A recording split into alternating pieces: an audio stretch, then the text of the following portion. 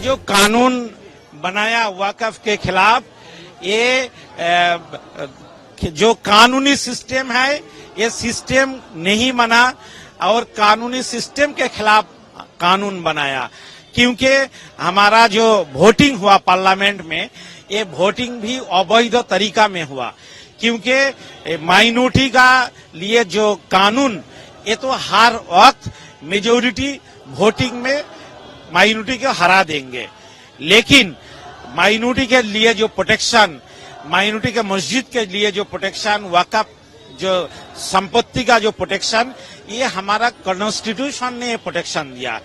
कल अमित शाह और minority minister किरण Rijiju parliament में जो बयान दिया वक्फ के बारे में, पूरा झूठा बयान दिया। वो जो हमारा जो सेकुलरिज्म सिस्टम है उसके खिलाफ बयान दिया। वो जो हमारा जो गणतांत्रिक ढांचा है इसके खिलाफ बयान दिया। इसलिए हम लोग, वो हमारा जो राष्ट्रपति जी है उनके पास भी हम लोग डिमांड दर्ज करेंगे, जो अमित शाह और माइनॉरिटी मिनिस्टर पार्लियामेंट में जो झूठा बयान दिया, इसके खिलाफ कानूनी कार्रवाई होना चाहिए। इसके खिलाफ कानूनी कार्रवाई होना चाहिए। अमित शाह और नरेंद्र मोदी के खिलाफ कानूनी कार्रवाई होना चाहिए।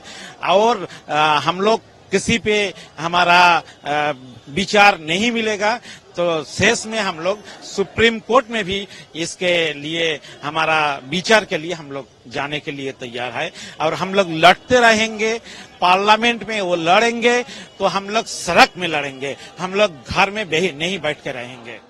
देखिए, बिल को लेकर जिस तरह से समाज में भ्रांति फैलाई जा रही है, सॉरी, मैंने बिल को पढ़ा है, उसमें ऐसा कुछ भी नहीं है कि भाई मुसलमानों की मस्जिदें या मदरसे या कोई और चीज उन पे कोई आंच आएगी। उसमें बिल्कुल भी कुछ ऐसा नहीं है, मैंने खुद पढ़ा है उसको।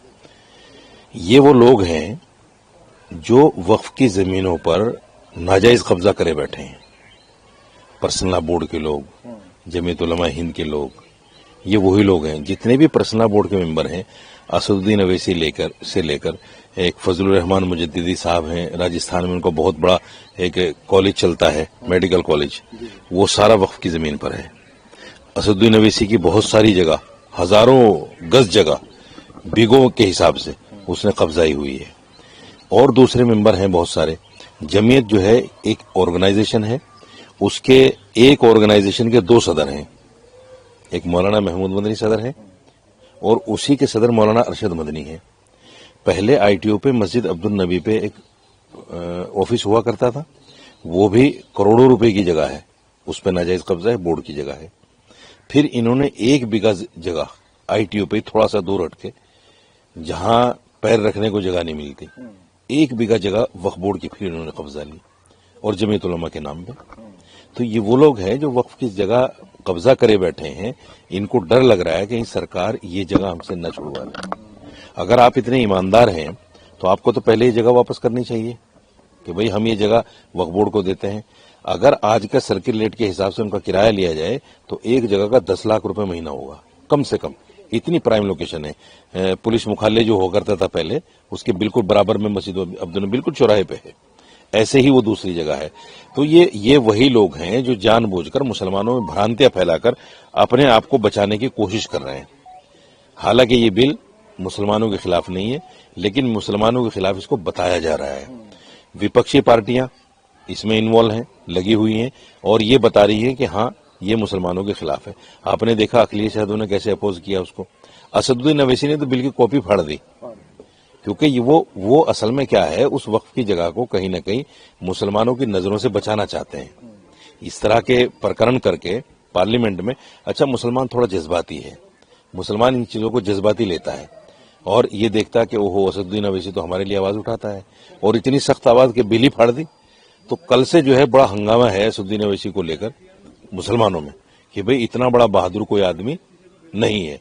लेकिन जब उनके सामने ये सच्चाई जाएगी कि ये आदमी वक्फ की सबसे ज्यादा जमीनों पे काबिज है, इसके जो स्कूल कॉलेजेस हैं, इसके जो जितने भी प्रोग्राम हैं हैदराबाद में, वो तकरीबन 80% वक्फ की जमीनों पे है।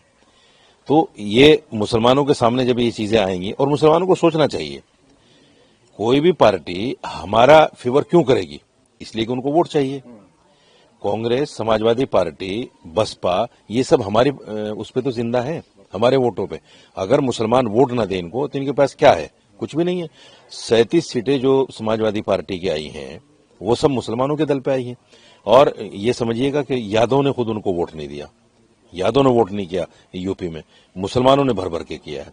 आप दिल्ली में देखिए, दिल्ली में जितनी सीटें केजरीवाल को आई हैं वो 74% जो मुसलमानों ने वोट किया है उसकी वजह से आई हैं। नहीं तो अगर ये मुसलमान वोट नहीं करते उसको तो 0/0 हो जाता। तो ये सारी पार्टियां मुसलमानों के दम पे जिंदा हैं। हाँ, एक चीज जरूर हुई है, कुछ पार्टियां और हैं जो एनडीए में हैं, वो भी मुसलमानों के दम पे हैं, उनका चेहरा भी बेनकाब हो गया। जैसे जेडीयू है, दल बदलो चाचा, वो भी बेनकाब हो गए आज, क्योंकि मुसलमानों का वोट लेते हैं और मुसलमानों का वोट लेकर मुसलमान के साथ खड़े हुए नजर नहीं आते, हर जगह उनको पीछे छोड़ देते हैं। तेलुगु देशम पार्टी मुसलमानों की वजह से आई है, आरएलडी यूपी में मुसलमानों की वजह से आती है, मुसलमानों का वोट है। ये ऐसी पार्टियां हैं जो बेनकाब हो गई मुसलमानों की नजरों में। हालांकि मैं फिर उस बात को कहता हूं कि इस बिल को लेकर मुसलमान किसी भ्रम में न रहे। ये बिल मुसलमानों के खिलाफ नहीं है, मैं भी इस बिल के खिलाफ था, लेकिन जब मैंने बिल को पढ़ा तो मुझे कुछ इसमें नहीं लगा।